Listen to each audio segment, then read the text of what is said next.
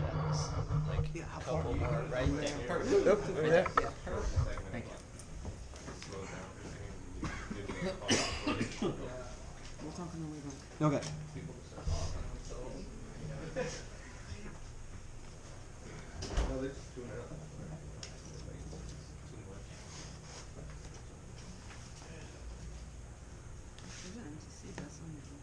We're, who's Big Rob's copy buddy? Which one's Big Rob? Rob K. You are. I am. You know where he is? Yeah, he's outside he's talking right to Okay. He's the only one we're missing, right? Him and Ryan? Yeah, they're outside chatting.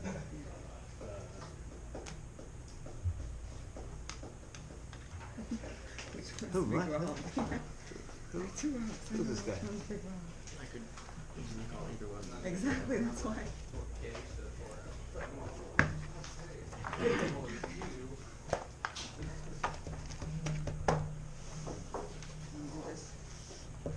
I have this. Oh, you actually counted them up? Yes. I just marked them all. It's tough to. I don't know if the 96 is what I was. I think it's too much, but that's what I got. Might be way off. Hey Joe, did you do Cocoros or did you do the Academy? Isn't there like two? Yeah, I did neither. I did that thing called 20XL, which is the step below Kokoro. Yeah. I want to do that Kokoro, and now after going through the one I went through, I'm like, that shit ain't ever gonna happen. Ever. No, so it was the one, they had 20X, yeah, which was the 12 to 14 hour program. Okay. And they had the Kokoro, which is like the 3-day program. Yeah, This one was class number 1, which was 20XL, which I realized was a mistake.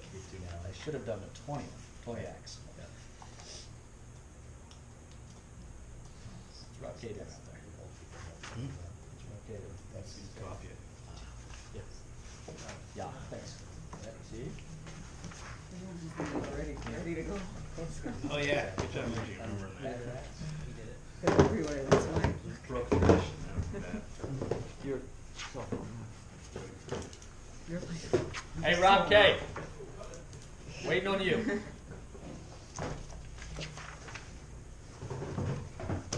Okay, I'm surprisingly closer to you, but I didn't break that. And Judd, do you mind shutting that, or Rob K, can you shut that? there's a Thanks. seat right here. Someone wants to take it. Hey, Matt, can you do me a big favor? Can you make sure on the top of that thing it's actually counting? It is. Thank you very much. I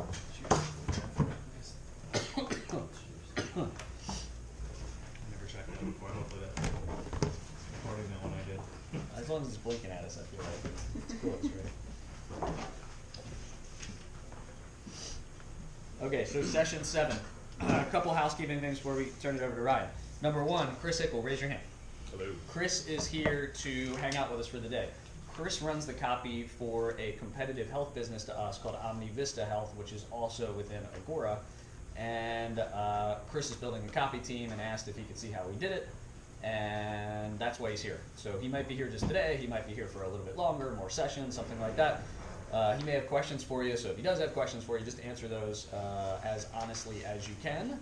And then we're going to give him the recordings and everything like that afterwards. So Chris has got a lot of experience in Agora too, and a lot of experience writing health copy. So if you guys have questions for him with health copy, you know, he can reciprocate, I'm sure, as well with health copy because he's been here and has been writing for a whole long time. So with that said, Ryan can take it away. So I gave you guys an assignment last time to go through End of America and count the amount of proof, the number of proof elements you found in the promotion. I'm just curious, does anyone want to throw out like a number? Jimmy? 317. 317? Okay. 203. 203? 57. 457? I have 96. 96? Some of you guys wrote numbers, like how did you have some sort of method in which you counted things? Yeah, I went through I read that book, and then kind of like what Manny was saying, trying to base the proof off of the book. I kind What of book? lost track. The They come with goats. yeah, the Ghost Falls book. So I couldn't like keep track. So then I went and I remember that Pennsylvania have a list of proof items. So I just had that. Yeah. And would just be like, oh, that's this, that's this, that's this. So you use Ben's list. Mhm. Okay, that's a good list. It's in one of the. Did you get that from the ones I sent you? Yes. Yeah. If you guys want to get that Pennsylvania list, just hit me up in the email. I can send you that. It's from a course, or I can't remember which one it's from. It's A either the seminar or 100 from or- the there's a seminar transcript, and then there's also like a little booklet he put together. Yeah, Yeah. that has a pretty good list of proof in it. Anyone else have any insights on why you got the number you got? I counted every little thing. Like if you Yeah. listed 7 countries, I listed each I see. country. So you went down like by like but beyond even like paragraph, beyond even sentence, down to the specific sentence. Yeah. Okay, yeah, that's good. I got, my number was 327, which is very close to yours, 317, I think, but I got to a point where I thought maybe this is a trick question because everything was proof. And you break it up every minute, you might find this totally hard to believe or not believe me, and then just boom, just hit you again. It wasn't a trick question, but I definitely picked a promotion that was just full of proof on purpose because I wanted to just emphasize to you guys what it takes to get people to believe. I don't even, how many customers did that promotion bring in? A lot. I've heard varying numbers. Probably close to 1 million. That's Yeah, it my could be guess. 1 million because it's been going years and Yeah. years, variations of it. So to get 1 million customers, that's the amount of proof you need. Annie? So how much proof does that thing actually What's the real number? Alright, so there isn't a real number. I have my own. I just went through and like just circled by paragraph. Like I didn't get down to like the granular level that some of you guys did, and I got 141. Oh, wow. It's about 3 to 4 paragraphs of proof per page. The printout I had 37, 38 pages. So, yeah, go ahead. Early in the copy, I saw things that I thought were proof, but then I didn't label them proof. Instead, I kind of labeled them credibility. And this was like a distinction like I made myself. I didn't Yeah. read it anywhere. Yeah. It is like I did this, I did that, which is sort of proof that he's right, but it's more like a credibility thing.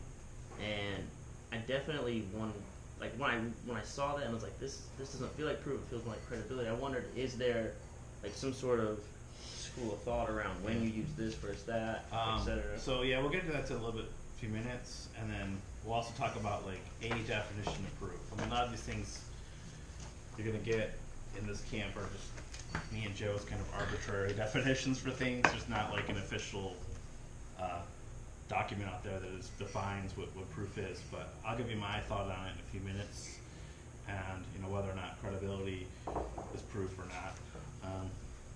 So, any other comments on End of America before we move on? Just in general, or about the process of going through doing that? What did you learn? What did you notice? I almost believed him. What? I almost believed it. You almost believed it? Yeah.